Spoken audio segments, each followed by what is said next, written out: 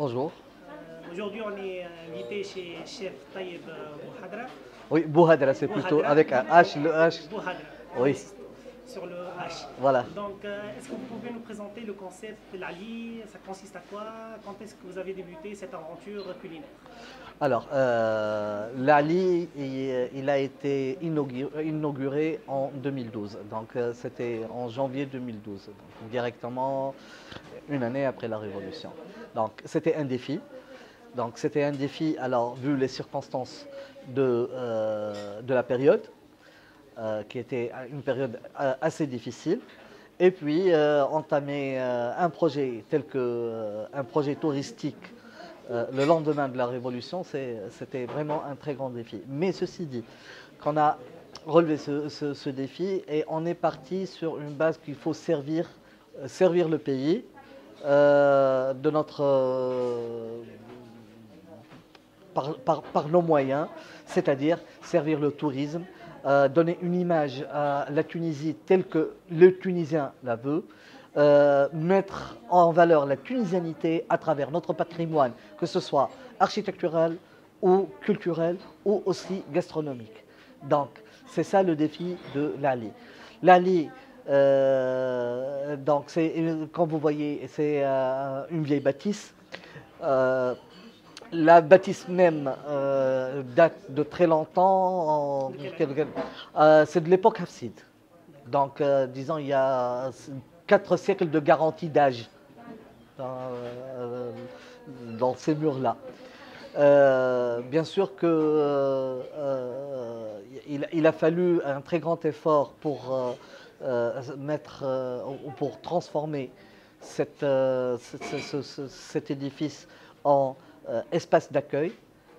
Je ne dirais pas le resto, je ne dirais pas un salon de thé, mais c'est un petit complexe qui est destiné pour la famille tunisienne en priorité et secondo pour les visiteurs qui sont venus, les visiteurs étrangers qui sont venus découvrir la Tunisie telle qu'elle est, telle qu'elle était auparavant. Donc, on peut dire que l'Ali, qui veut dire l'appartement en français, il a une veine culturelle et en même temps, c'est un garde-fou du patrimoine tunisien, surtout le patrimoine culinaire tunisien. Oui, c'est le contexte même. Il a été fondé sur cette base-là. Donc le projet même a été fondé sur cette base-là. C'est euh, mettre en exergue ce qu'on a comme richesse, que ce soit culinaire ou architectural, c'est là. Quand on est de l'Ali, on est dans un espace tout à fait différent des autres espaces culinaires ou des autres espaces, des autres restaurants, des autres salons de thé. Il est tout à fait différent. Là, on est, bon, vous avez évoqué l'appartement, mais c'est surtout la surélévation, c'est ça l'Ali, c'est la partie supérieure d'une maison. Donc, c'est ça. Et puis, le patrimoine culinaire, ça, j'en ai fait une profession. En tant que chef de cuisine, je me suis spécialisé dans la cuisine tunisienne et surtout tunisoise, dans notre région de la Tunisie. Là, on a essayé de joindre euh, les deux bouts, c'est l'authenticité de la cuisine tunisienne et aussi une cuisine qui est à la portée de tout le monde. Donc c'était un effort. C'est pas une cuisine, c'est pas la cuisine, c'est pas le fast-food, c'est pas la cuisine rapide, c'est pas de la gastronomie moderne. Non, là, le départ, c'est toujours notre patrimoine culinaire. C'est toujours ça, les plats traditionnels qu'on connaît, qu'on a déjà mangé chez soi. On a été bercé par nos mamans dans ce contexte-là. avec les marmites sur le feu du bois et tout ça. Donc, c'est dans la continuité. On sait très bien que la cuisine tunisienne est à multiples influences. Il y a Oui. l'influence mauresque, l'influence berbère, Oui. l'influence arabe, Oui. l'influence italienne, maltaise, la cuisine séfarade, la cuisine judéo-tunisienne. Exactement. Donc, votre carte, elle est composée de quoi? D'un peu de tout.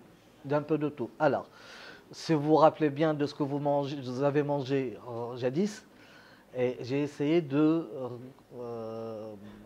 reprendre ça dans une carte un peu modernisée, dans un cadre qui va, en fait, dans un contexte qui va avec tous les goûts, pas trop piquant, pas trop épicé, et même parfois totalement revisité, avec des appellations qui sont authentiques. Est-ce que vous pouvez nous donner une idée sur vos plats ou bien vos créations phares qui existent dans votre carte? Oh oui, en fait, ce que vous avez aujourd'hui eu comme plat, comme le couscous à l'orange, donc c'est une synthèse du couscous classique et du couscous de la région du Kef qui est connu souvent sous le nom de Borzgen. Et puis d'une cuisine occidentale, comme on parle du canard à l'orange, c'est l'agneau à l'orange. Donc ça, c'est l'agneau qui a été cuit, c'est à l'orange. Ceci dit, aussi, on a pu revisiter le couscous Borzgen qui est de la région qui est très connu, de la région de Kef. Comme étant le plat est nommé sur notre carte l'agneau à la vapeur, mais c'est la base, c'est le Borzgen kefois. Voilà, avec tous ces ingrédients pratiquement, sauf le lait qui n'est pas dedans. Pour les autres plats du patrimoine, comme vous l'avez cité, comme la matfouna, on l'a gardée authentique telle qu'elle est. Pour la gnaouia aussi, on l'a gardée telle qu'elle est. Sinon, le couscous classique, le couscous au poisson, là, on a essayé de conserver la même chose, mais il y a d'autres plats qui sont une créativité. Bon, c'est une petite contribution de ma part pour du renouveau dans la cuisine tunisienne que j'ai nommé tagine ma'alma, macaron telbei. Ce sont des appellations à laquelle on est habitué à entendre, mais on ne peut pas en voir, non pas des plats. Là, j'ai créé des plats avec ces noms-là. On a remarqué aujourd'hui la présence d'un groupe qui s'inscrit dans le cadre d'une expédition ou bien d'une escapade culinaire. Oui. Comment vous voyez le filon du tourisme culinaire? Comment peut-il booster la destination tunisienne et donner du peps au tourisme tunisien qui est de plus en plus moribond, qui est un peu frileux ces derniers temps? Ben, là, je vous confirme que, pour sauver notre tourisme, il y a cette alternative-là. Donc, si je peux oser, c'est le tourisme alternatif. Donc, ce genre d'escapade montre le vrai visage de la Tunisie. Donc, le vrai visage, les bonnes destinations touristiques qui intéresseraient un touriste averti. Ce n'est plus la mode de l'hôtellerie classique, ce n'est plus la mode du tourisme balnéaire classique, ce n'est plus là, tout le monde en vend, tous les pays en ont, mais la Tunisie a besoin d'un renouveau. Je vois bien que le côté gastronomique, il peut attirer beaucoup plus de touristes que d'habitude. Le volet culturel, avec ce qu'on vient de faire, surtout dernièrement, la dernière exposition Aqsar Saïd aussi, ça c'est du renouveau. Et on a vraiment cherché dans notre patrimoine là. l'architecture aussi des vieilles bâtisses et tout ça pourrait être un moyen d'attirer un nouveau tourisme, un attrape-touriste exactement. Et ce genre de tourisme a besoin d'un dynamo, d'un véhiculateur comme ces escapades-là. Donc une agence comme celle qui a organisé cette escapade, elle se spécialise dans ces trucs-là, avec d'autres efforts et d'autres agences qui pourraient organiser d'autres sorties, serait le bienvenu. Donc, vous avez parlé lors du cooking show de la richesse du patrimoine culinaire tunisien, oui. Une multitude de couscous. Exactement. Donc, comment vous voyez la renaissance du tourisme tunisien à travers l'art culinaire? Car il y a des associations comme l'association tunisienne des professionnels de l'art culinaire oui. qui sont en train de faire du bon travail à travers le festival du piment de Larissa. Exactement. Chef Taïb Bouhadra, oui. Comment vous essayez de réconcilier le terroir tunisien, les produits de terroir tunisien et la cuisine surtout revisitée et moderne et gastronomique? En fait, primo, il faut réinitier le programme d'enseignement dans ce domaine, donc dans cette spécialité-là, soit au niveau de CEDEDRIF, soit au niveau de l'enseignement supérieur, qui a une branche qui est spécialisée dans la gastronomie, c'est l'hôtellerie et tout ça. Donc là, c'est très très important. Donc on a des écoles qui enseignent une autre cuisine que la nôtre. Donc, bien que les bases de la cuisine sont pratiquement les mêmes partout dans le monde, mais ils négligent, et ça c'est vraiment grave, ils négligent cette richesse culinaire tunisienne pour enseigner d'autres trucs. Donc il faudrait revoir le programme au niveau des établissements spécialisés. Il faudrait que les associations qu'on présente, des chefs de cuisine ou des professionnels de l'art culinaire, et aussi des professionnels de la restauration. Les métiers de bouche, exactement.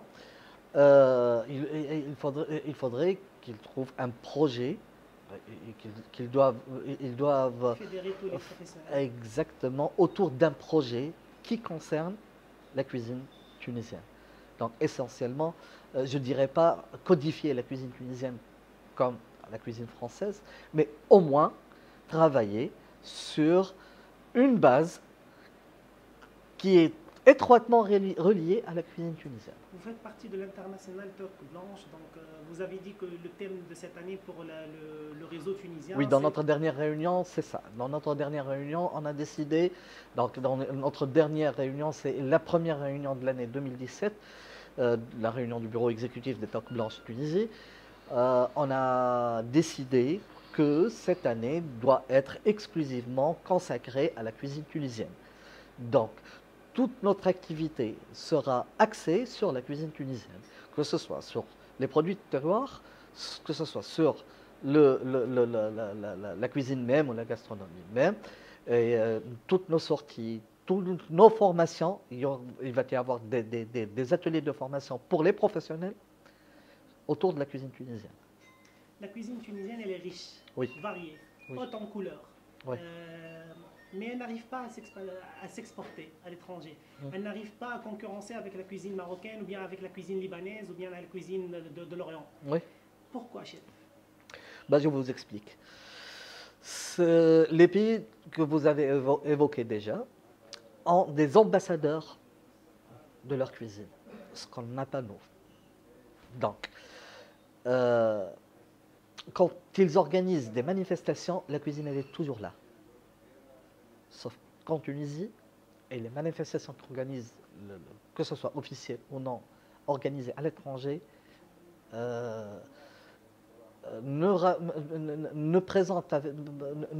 présentent que des trucs simples qui sont déjà consommés.